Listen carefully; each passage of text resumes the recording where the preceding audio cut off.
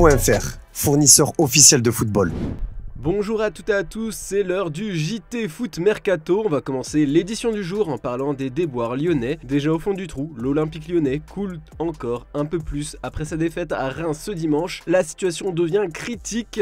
Dernier de Ligue 1, le club rhodanien est désormais le seul club européen à ne pas avoir mené au score depuis le début de la campagne 2023-2024. En tout, les Gones n'ont inscrit que 3 buts en 7 matchs, ce qui fait de l'attaque lyonnaise la pire du championnat. Mais en plus, l'OL possède également la pire défense avec 13 buts encaissés. Les recrues phares de l'été ne sont pas au rendez-vous comme Ernest Nuama ou Diego Moreira. Pierre Lyon a déjà perdu Mama Baldé sur blessure et Fabio Grosso ne s'est pas montré rassurant à son sujet. Cette situation terrorise tous les supporters lyonnais et le premier c'est Jean-Michel Aulas. Toujours en guerre avec John Textor, le président sortant a mis de côté ses problèmes juridiques et a également eu des mots forts pour son club de cœur face à cette situation catastrophique. L'heure est grave. Critiquer le staff, les joueurs ne serviraient qu'accroître le doute sur l'avenir. Ce sont eux seuls qui sortiront le club de cette situation ultra pénible, mais pas désespérée.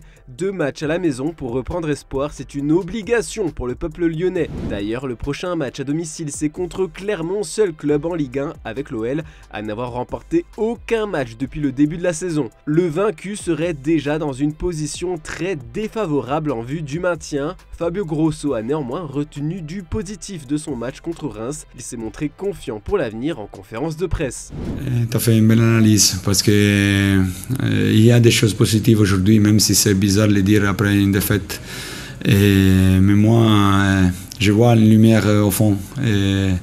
Et cette lumière, il faut aller la chercher, il faut fatiguer pour y arriver parce que après, je pense qu'ils vont s'ouvrir des choses différentes parce que les petits détails, tout le temps, ils changent les matchs. Et pour le moment, de ce petit détail, nous, on n'est pas en confiance. Ça soit que les adversaires, ils étaient en confiance.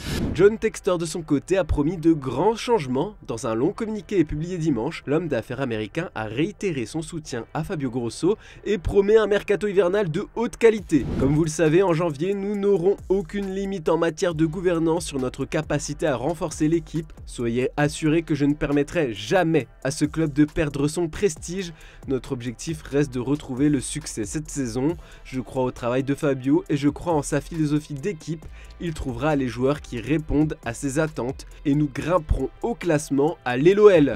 En espérant que l'Olympique lyonnais ne soit pas interdit de recrutement dans le futur, car selon des sources internes à la FIFA relayées par l'équipe, la FIFA vient d'ouvrir une enquête pour le transfert d'Ernest Nuama, arrivé cet été à l'OL par le biais d'un montage entre le club rhodanien Molenbeek et le FC Nordjylland. Le Ghanéen de 19 ans a en fait été acheté 25 millions d'euros à Nordjylland par Molenbeek cet été, le club belge appartenant à John Textor avant d'être envoyé à l'OL. L'équipe assure que les dirigeants lyonnais avaient demandé en amont une approbation de la DNCG et que la FIFA a également soutenu ce transfert auprès de la fédération belge. Lyon pourrait tout de même risquer gros. Tout ça nous amène à vous poser la question du jour, est-ce que l'Olympique lyonnais va descendre en Ligue 2 ? Division que le club n'a plus connue depuis 1989. On a hâte de connaître vos avis en commentaire. Et vendredi, on vous a demandé si le PSG devait tout faire pour recruter Haaland en cas de départ de Mbappé cet hiver. Eh bien, même si certains sont pour ce transfert, vous êtes nombreux à estimer qu'Haaland ne devrait pas être une priorité pour Paris.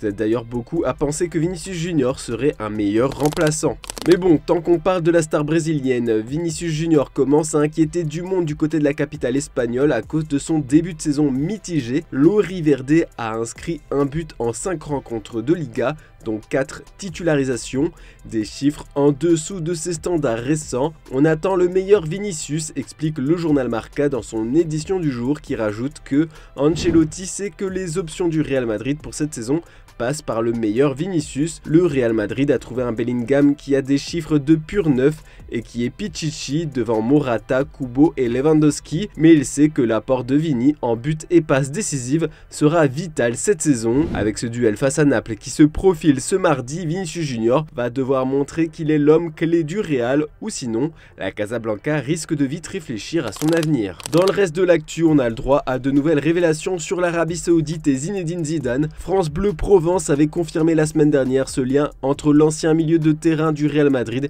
et les Saoudiens, expliquant qu'il y avait même un projet mis en place avec un budget mercato de 300 millions d'euros à disposition de Zidane en cas de rachat de l'OM, de quoi enflammer les supporters marseillais. Mais voilà que la chaîne i24 News, via son correspondant dans le Golfe, en a rajouté une couche. Mes sources en Arabie Saoudite, notamment au sein du PIF avec qui j'ai pu m'asseoir le temps d'un café, démentent ces informations qui disent que Zidane a donné son accord en cas d'achat du club par Riyad. Ce qui a été dit a été démenti par deux de mes sources, la première travaillant au sein du PIF, l'autre qui est proche de la succursale du fonds d'investissement chargé de développer le sport en Arabie Saoudite, a ainsi lancé Bastian Bory, de quoi bien éteindre la rumeur.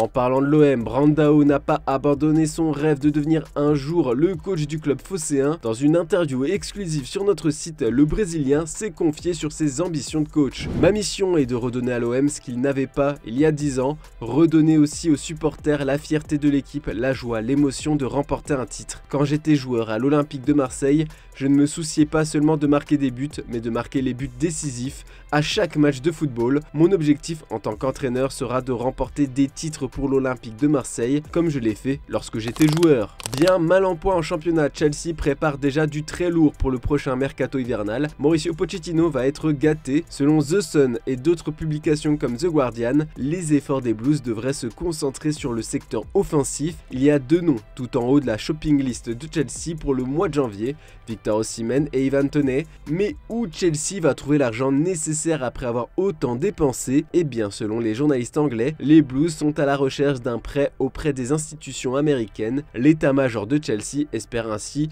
pouvoir obtenir 500 millions de livres, environ 576 millions d'euros. Après 9 mois d'absence, Martin Terrier devait faire son grand retour dans le groupe rennais ce dimanche contre Nantes, mais le Français est tombé malade, comme le confirme Bruno Genesio en conférence de presse. Le coach du club breton nous apprend qu'il devrait retrouver son joueur pour la Coupe d'Europe et surtout pour la réception du PSG le week-end prochain. Il a été grippé, il a eu une nuit assez agitée avec de la fièvre. Je pense que d'ici jeudi, on pourra le récupérer et c'est important pour lui et pour nous de l'avoir dans le groupe. Pas forcément pour le faire jouer bien sûr d'entrée, ça ne sera pas le cas, mais déjà qu'il reboot à une préparation de match à la Coupe d'Europe. Et puis je lui ai dit que dans son malheur, il y a quelque chose de bien, c'est qu'il fera son retour au Razon Park devant Paris. Donc on ne peut pas rêver mieux. Nouveau week-end de football animé, les meilleurs attaquants du continent se sont montrés décisifs. C'est l'heure de faire le point, c'est l'heure du top buteur. Comme lors des précédentes semaines, c'est encore l'ancien joueur d'Amiens et de Rennes, Serhou Guirassy, qui trône en tête. Juste derrière lui, Santiago Jiménez a réduit l'écart. Le podium est complété par Lautaro Martinez. Au pied du podium, on retrouve le buteur grec Vangelis Pavlidis. Buteur sur penalty contre le RB Leipzig, Harry Kane maintient son rythme de croisière vers le sommet du classement. Juste derrière, Erling Haaland marque le pas, il nous a habitués à mieux. Il devance de peu Matteo Cassiera qui a disputé un match de plus, muet contre Clermont avec le Paris Saint-Germain. Kylian Mbappé suit à la 8e place. Disputant quelques minutes de plus, l'attaquant danois Jonas Wind est 9e du classement. Enfin, la dernière marche revient à Mauro Icardi et ses 7 buts en 7 matchs. Quelques petits officiels maintenant, alors qu'il restait courtisé par toute l'Europe. Lamine Yamal a prolongé son contrat avec le FC Barcelone jusqu'au 30 juin 2026. Un soulagement pour le club catalan qui a inclus une clause d'1 milliard d'euros dans son nouveau contrat afin de protéger son joyau. Et samedi soir, le Real Madrid a donné la leçon à Gérone qui était pourtant leader du championnat espagnol. En plus de la défaite, Gérone déplore la perte de Porto, l'un de ses joueurs clés, à cause d'un tacle assassin de Nacho, œdème osseux de la malléole tibiale de la cheville droite et rupture de l'aponévrose fessier gauche. L'évolution déterminera sa disponibilité, peut-on lire sur le communiqué officiel du club, qui glisse également un mot pour Victor Tsiankov, absent un mois. D'après Carrousel Deportivo, Florentino Pérez a carrément appelé Porto pour s'excuser. C'est le rituel lors de tous les matchs du HAC à domicile. À la fin de l'échauffement de l'équipe havraise, Nicolas Douchez tire en direction de Mathieu Baudemer, directeur sportif qui est placé sur le côté de la tribune latérale. Si l'ex-joueur parisien réceptionne le ballon, ça veut dire que le HAC est censé l'emporter. Bon, manque de bol, là il réceptionne et pourtant c'est le LOSC qui a empoché les 3 points au stade Océane. C'est l'image du jour, je vous laisse mater ça et à demain pour un nouveau JT sur Foot Mercato.